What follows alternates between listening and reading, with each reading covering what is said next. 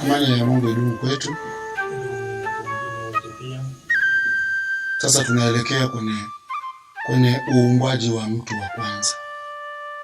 Mtu wa kwanza kuumbwa na Mungu, ndio tunaelekea huko ili tuweze kujua kwa ufasaha na miongoni mwa vitabu katika kitabu cha kale kinazungumzaje kuhusu mtu wa kwanza. Tutasema kuhusu mtu wa kwanza, lakini kabla ya mtu wa kwanza duniani kumekutwa kumeumbwa viumbe vingi, ikiwepo miti, wakaumbwa wadudu, wakafata ndege, wakaja wanyama. Kwa sababu katika kuishi kuna viumbe na kuna vimelea na kuna vitu. Kuna vitu vikubwa vitatu. Kitu ni kilichotengenezwa au kilichoundwa na kiume, hichi ndio kitu. Kimelea ni ambacho kipo na kinakuwa kimwili lakini pasina roho, hichi ni kimelea. Na kiumbe kinakuwa kwa namba, roho pamoja na nafsi. Lakini kimelea kina nafsi na inakuwa kama mchicha, ni kimelea. Sasa duniani imekuta wameumba miti, wameumba wadudu, wameumba wanyama. Umeona? Sasa mtu ni mnyama wa mwisho kuumbwa. Huku mbele wameumbwa wanyama wengi sana. Kuanzia suriti, ambao ndio mnyama wa kwanza kuumbwa, wamekuja mpaka hawa wote mnaowajua duniani. Lakini sasa mnyama wa mwisho kuumbwa ni mtu. Mtu sio ndani ya wadudu, wala mtu sio ndani ya ndege, wala mtu sio ndani ya miti au vitu fulani. Mtu yuko ndani ya kodi ya wanyama. Kila wanyama wanapokuwa wanaishi wakatenda madhambi, wakakubuhu kwenye madhambi yao na vitu gani, basi moja kwa moja anaumbika kiumbe mwingine badala ya wale. Hii ndiyo sababu ya muendelezo wa viumbe kuwepo. Kama viumbe vingekuwa vinaendelea tu kutenda mema huko moja kwa moja, wala msingeona viumbe kwa wingi, viumbe vingekuwa vimebakia vichache tu. Sasa tunakuja kwa mtu wa kwanza. Mtu wa kwanza kuumbwa na Mungu hapa duniani anaitwa Fumba Kasa.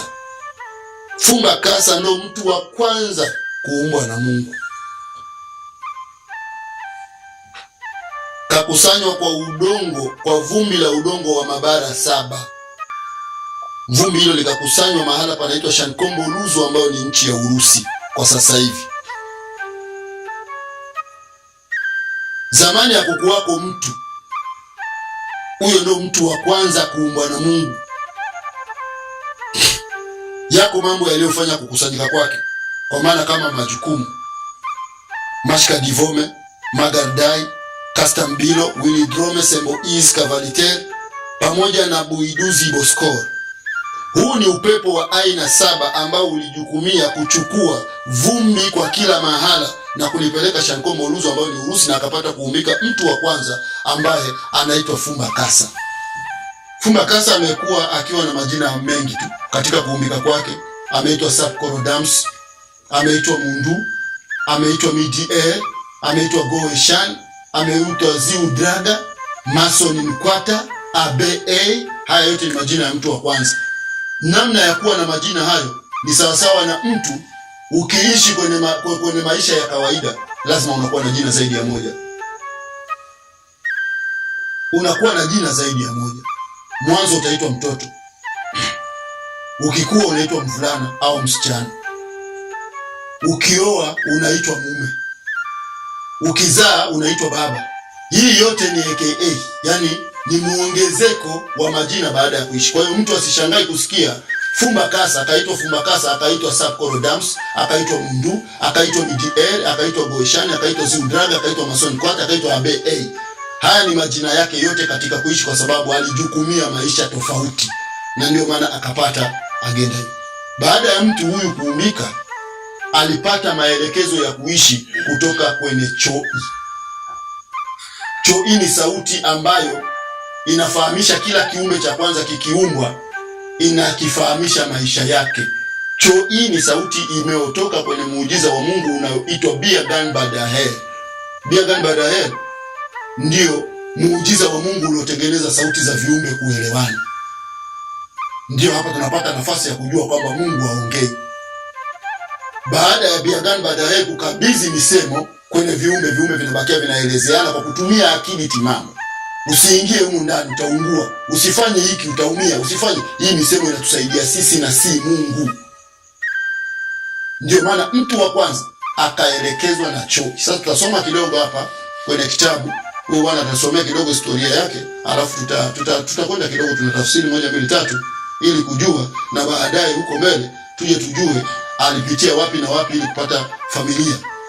Sende esprit de Ochi, sende esprit de Ochi inaendelea kuyafafanua. Unaweza kuona ni karatasi fupi hizo na chache, lakini karatasi 5 tu zinaweza zikakufanya ukajua maisha yako yote. Labda Shefu Msembo tusaidie kidogo, tupate kidogo historia ya mtu wa kwanza, angalau kupita kwenye kitabu, alafu baadaye tutajua tunafahamisha nini baada kupatikana kwa mtu wa kwanza. Mtu wa kwanza amepatikana kwa vumbi la udongo wa mabara 7, na vumbi hilo kukusanywa eneo la Shankombo-Luzu ambalo linatambulika kama Urusi kwa sasa hivi. Zamani haikuwa Urusi, ilikuwa inaitwa Shankombo-Luzu kabla ya mtu kuwepo. Baada ya vizazi vya hapo kupatikana, ilikuja kupata jina hilo la Urusi au Russia. Mtu wa kwanza aliumbwa hapa duniani akiwa na urefu wa kilomita 4 na upana wa kifua chake ni mita 300, akiwa na rangi nyeusi, mwenye asili ya nywele ngumu zisimamazo kwa umbile lake. Mtu wa kwanza anatambulika kwa majina ambayo yalitokana na mazingira na jambo lililomhusu katika kuishi kwake. Jina la kwanza ni Fumbakasa. Ni jina lililopatikana baada ya kukusanywa kwake. Sapkorodams ni jina lililopatikana baada ya kuanza kula. Midiel ni jina lililopatikana wakati wa yeye kuvaa nguo kwa maana ya kivazi. Mundu ni jina lililopatikana baada ya kuwa na lugha. Zindraga ni jina lililopatikana baada ya kuanza kufanya matembezi. Mason Kwata ni jina lililopatikana baada ya kupata jinsia ya pili inayotokana na yeye. Abe ni jina lililopatikana baada ya kuanza kulea, baada ya kuzaa na kulea. Feston ni jina alilolipata baada ya kuanza ujenzi wa vitu. Goishan ni jina alilolipata baada ya kuanza kuweka hifadhi kwa niaba ya watoto wake. Mtalai ni jina alilolipata wakati akiacha usia kwa watoto wake. Mtu aliyeumbika alikusanywa kwa vitu vifuatavyo: upepo wa aina 7 unaozunguka katika ulimwengu, na upepo uliojukumia kukusanya udongo wa aina 7 kutoka kila bara na kuupeleka Shankombo-Luzu. Unatambulika kama Mashka-Divome, Magardai, Kastambilo, Wildrome, Sembo-Ize, Kavalitere na Bwiduz Boskore. Nishia kwanza hapa. Huu upepo wa aina 7 ndio unatambulisha sasa kujulikana kwamba ndiyo jukumu. Upatikanaji wa viumbe baada ya kiumbe cha kwanza kuwepo vinapatikana ndani ya majukumu.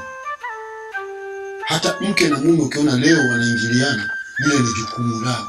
Wasipoingiliana hakuna kuzaa. Sasa jukumu liko kwa viumbe, na ndio muendelezo wa majukumu ili viumbe vipate kuzaana. Si kwamba wewe sasa umetumwa kwamba hichi hapa kimetumwa ukifanya 1 2 3. Hapana, hilo ni jukumu. Upepo wa aina 7 unakusanya udongo wa mabara 7, unajumuika pale, uumbwaji wa mtu wa kwanza unapatikana. Ni sawa sana vile mtu wa kwanza yeye mpaka aingiliane na mke wake ndio na wao wanapata watoto, na wale watoto mpaka waingiliane na wao ndio wapate watoto wengine. Kwa maana yale ni majukumu, huku tayari yakiwa yamesimamiwa na lengo. Lengo ni la Mungu, mlengo ni wa kiumbe, ambao mlengo na ni mlengo ndio kuna majukumu. Sasa watu wanapaswa kuelewa hapa kwamba hii ni agenda ya majukumu ya Mungu. Tuendelee mbele. Mtu wa kwanza alipata kuumbika hapo ikiwa ni kati ya usiku, kwa maana usiku wa manane kwa leo. Nafsi hiyo ilikusanywa na kuweza kupata maumbo ya kawaida. Mtu huyo alianza kuumbika maumbo hayo pasina roho, kwa maana alikuwepo hapo kwa nafsi hiyo kutumikiwa vitu tofauti. Kisha nafsi hiyo kulainishwa na kukandamizwa na kunguvu inayoitwa Perosefai. Perosefai ni upepo wenye mithili ya maji ambao ulikuja kuleta mfinyanzi, na hapa umbile lake lilianza kujionyesha jinsi litakavyokuwa. Baada ya kuroeshwa huko, alikuja kuunguzwa kwa moto, kwa maana ya kukaushwa. Moto uliohusika ni Bidwagai Soloi. Mwanzo ulioanza katika kuumbwa ni baridi, na uliofuata ni moto, kwa maana ya kukaushwa. Na hapa nafsi yake ikawa ni mithili ya rangi nyeusi. Nafsi ikawa imeweza kutimia kwa siku 4 za kwanza, huku ikiangalia chini, kwa maana ya kifudifudi. Baada ya siku hizo 4 kupita, aligeuzwa chali na kutazama anga na nguvu inayotambulika kama Kaumba Dus Kaumba. Kwa lugha ya Kiswahili inatambulika kama siri kuu ya uficho mkuu. Na hapo alikuja kupakwa lotre, ambayo ni gundi, ambayo ndio iliyomfanya yeye kupata ngozi. Wakati huu wote ulimchukua kwa siku nyingine 4, huku akiwa chali. Jumla zikatimia siku 8. Siku ya 9 katikati ya mchana, kwa maana saa 6 kwa leo, akatunukiwa roho kutoka Bozgada Mahalialia, kwa maana ya makao ya roho kabla hazijaingia katika kiumbe chochote. Roho zilitengenezwa na uwezo wa Mungu unaoitwa Alotru Jabaz. Kwa lugha ya Kiswahili ni nuru kuu iliyo mwanga mkuu. Huku nafsi iliweza kutengenezwa na uwezo wa Mungu unaoitwa Gabru Dozono Sehu. Kwa lugha ya Kiswahili ni giza kuu kabla. Baada ya yeye kupata roho, aliamka na kuanza kuishi maisha ya kawaida, na kisha kuanza kutembea huku akipata maelekezo kwa njia ya sauti kutoka kwenye chui. Chui kwa Kiswahili ni neno sauti. Sauti ambayo ilitengenezwa na uwezo wa Mungu unaoitwa Biagan Banahe. Kwa lugha ya Kiswahili ni uwezo unaoweza. Basi uwezo huu ndio uliomtia Swiki na kuanza kuongea kwa kuuliza kitu chochote naye kufahamishwa jambo lolote, na pia yeye kupata akili ya kuhoji kitu chochote kwa kile alichokiona na ambacho hakukiona.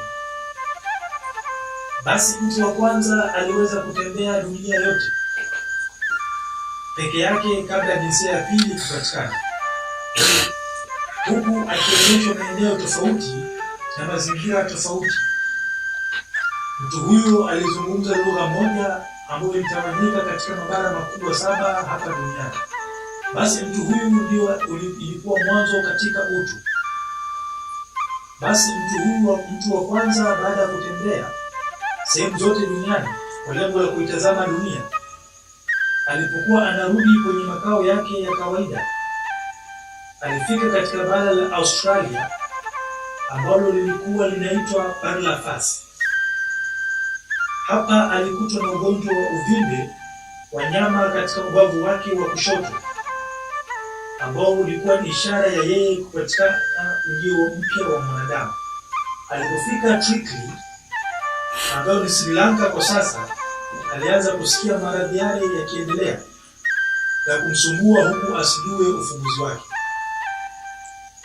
Uvimbe huo ulipasuka alipofika eneo linaloitwa Chanbawogo, ambayo ndio India kwa sasa, na hapo ndio mwanamke wa kwanza alikuja kupatikana.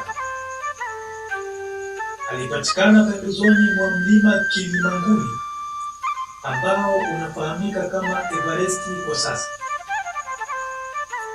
Basi hapo ndio ilikuwa mwanzo wa kupatikana mwanamke wa kwanza. Mwasi ndiye mwanamke wa kwanza kutoka kwa Fumbakasa, akiwa na rangi ya pinki, aliye na nywele laini zilalazo mwilini mwake, ambayo rangi ya pinki ndio uoto wa rangi nyeupe kwa sasa. Mwanamke huyu alianza kuwa na urefu wa mita za kawaida 500 na kisha kuongezeka na kufikia kilomita 3.5 kwa maana ya makuzi kutoka kwa mtu wa kwanza, na upana wa kifua chake ni mita 240. Basi maisha yao ya mke na mume yalianzia hapo, huku mume akiwa ni mjuzi wa kila jambo na mke kuwa mgeni kwa kumuuliza mume wake kwa kila alichokikuta. Mume aliendelea kuwa mwalimu wa kumwelekeza mwanamke huyo wa kwanza kwa maisha yote yaliyokutwa. Tendo la ngono kwa mume na mke, kwa maana tendo la ndoa kwa sasa, ilianzia katika nchi ya Boe, ambayo ni nchi ya Philippines kwa sasa, na hapo ndio bikira ya kwanza ya mwanamke huyo ilitoka. Na ujauzito wa kwanza walikuja kubaini wakiwa katika nchi ya Trikili. Mwanamke wa kwanza akiwa katika mihangaiko ya ujauzito alipendelea kula vitu vingi, hata vile ambavyo aliwahi kukatazwa na mume wake. Mti aliokatazwa asili ni Coastal Mbekembeke, ambao ni mti wenye sumu dunia nzima, ambao unalewesha pia, kwa maana ni mti ambao mzao wake ilitokea miti yenye kutumiwa kutengenezea cocaine na madhara mengine mbalimbali. Mti huo hauliwi na mnyama yeyote wala ndege yeyote au mdudu yeyote. Kwa ubishi wa mwanamke wa kwanza, alimfanya wale moja ya tunda la mti huo, na ukatokea mzozo mkubwa, na ikawa moja ya tatizo baada ya mume kumridhisha mke wake. Kwa kuwa mtu wa kwanza alikuwa ni mwanzo katika utu, alipata maelekezo kwa wao kutumia maziwa ya mke wake ambaye alikuwa mjamzito na kuwa ponyo kwao, na kukimbia sehemu hiyo ambayo ilikuwa ina mti wenye laana kwa kutofungamana na mazingira yao ya kuishi hapo. Walirudi kwenye bara la Eastugo ambayo ni Ulaya kwa sasa. Hapo walifikia katika nchi ya Obis ambayo ni nchi ya Ujerumani kwa sasa, na hapo ndipo alipojifungua, na mzao wa watu ukaanza kutokea katika bara hilo. Basi maisha ya ndoto yalianzia hapo, kwa mume kuanza kumficha mke baadhi ya vitu baada ya madhara kuwatokea. Haya ni maelezo ya mtu wa kwanza pia na mke wake. Unapata kujua kwamba asili inasemaje. Unapata kujua kwamba kitabu cha asili kinazungumziaje kuhusu mtu wa kwanza. Mtu wa kwanza hakuumbiwa popote, mtu wa kwanza kaumbiwa hapa hapa duniani. Kitabu kinazidi kueleza, na mpaka mwanamke aliopatikana ubavuni mwake, ambaye ndio huyo ameuzungumzwa kwenye kitabu hapa, ana majina na yeye tofauti. ambao duniani huko watu wamekariri majina tofauti, lakini majina kutoka kwa mwanamke huyu wa kwanza, akiwa na jina la Nduvia, Damsoe, Nduvia, Evariste, Hawagmano, Mukekauso, Ngwashizrai, Mamimu wao, Mwasi Blei na HB. Haya pia ni majina ya mwanamke wa mtu wa kwanza. Mfumo ule ule, mbingu ilitoka mbingu nyingine ndani yake, na kila kiumbe cha kwanza kuumbika au kuotelea katika kuumbwa ni lazima kitoe kiumbe kingine ubavuni kwake na maisha yaanzie hapo. Asili haifichi. Asili anayeijua kwa ufasaha ni lazima ikuamshe kuanzia mwanzo mpaka mwisho, ujue haki za kiutu, kwa sababu mtu wa kwanza ndiyo huyo. Mke wake huyo amepatikana ubavuni kwa huyo, na amepatikania mlima Kilimanguni ambao kwa sasa unatambulika kama Everest. Everest ni jina la mwanamke wa kwanza, sio jina la mlima. Wale waliokwenda kutathmini pale walikuja kujua kwenye kale kwamba kule kuna upatikanaji wa Everest. Everest ni jina la mwanamke wa mtu wa kwanza miongoni mwa majina yake 9 yale makubwa. Hawa wazazi wawili unaona tumewazungumza hapa katika kitabu. Hawa ndio wamewazaa watu wote. Wamewazaa namna gani? Sasa tunakuja mbele sasa huku, ambapo sasa mtajua walimzaa nani na nani sehemu gani. Hakuna mtu, hakuna kiumbe kilifanya tu kuwepo kikawepo. Hakuna kiumbe cha hivyo. Kila kiumbe kiliumbwa kwa process. Kila kiumbe kiliumbwa kwa mchakato na kikaishi na kikazaana, na viko ambavyo vilichafua mazingira sana havikuishi moja kwa moja. Na kila kiumbe kilisimamia agenda yake na vingine vilishindwa. Ndio maana leo unaweza ukatoka hapa ukienda sehemu fulani unakuta ngamia hakuna. Ukienda wapi? Ule ni kiumbe wa kwanza. Ngamia ya kwanza ilishindwa kuzunguka na kukamilisha agenda zile za kidunia, ilishindwa. Wako viumbe walishindwa kuzunguka ule mzunguko wa tagi 12. Tagi 12 iko kwa kila kiumbe ambacho mnakiona kinaishi duniani. Huu ulikuwa ni mfumo toka kale, na ndio mfumo wa Mungu na ndio taratibu za Mungu.